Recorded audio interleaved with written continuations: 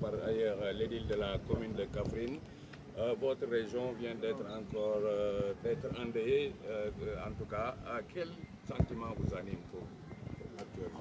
Sentiment d'une vive émotion, d'une tristesse certaine, d'être aujourd'hui l'objet de toutes les attentions du monde à travers un malheur qui s'abat sur tout le pays. Ceux qui sont décédés, c'est des Sénégalais venant de tous bords, et dans un accident tragique. Et je dois dire que monsieur le gouverneur, quand il nous a informés, en relation avec les autres collègues, nous avons essayé de prendre les dispositions pour que les corps soient d'abord retrouvés, parce que certains corps étaient éjectés, et pour les amener à la morgue de l'hôpital régional Thierno Birahim Ndao, mais aussi que les autres blessés soient pris en charge correctement.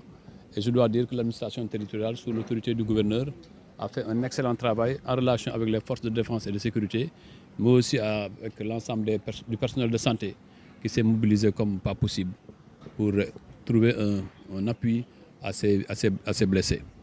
Bien entendu, nous avons été réconfortés par la présence de ses collègues Mansour Faye, en charge du transport, le collègue Samuel Ndioben, en charge de la solidarité nationale, mais aussi Madame Khemes Sen, ministre de la Santé. Et le plus grand réconfort que ces populations auront, c'est la décision du président de la République de venir de lui-même constater, mais aussi le deuil qu'il a décidé pour 3 jours, et les mesures qui seront prises sous son autorité par le Conseil interministériel et bien entendu par le Conseil des ministres le lendemain ou le surlendemain.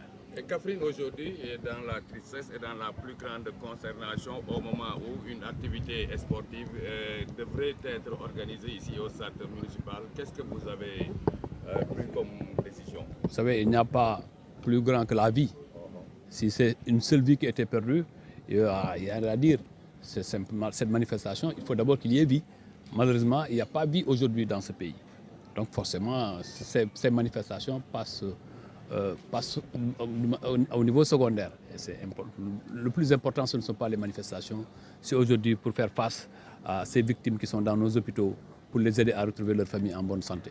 Voilà, monsieur le ministre, ministre de l'urbanisme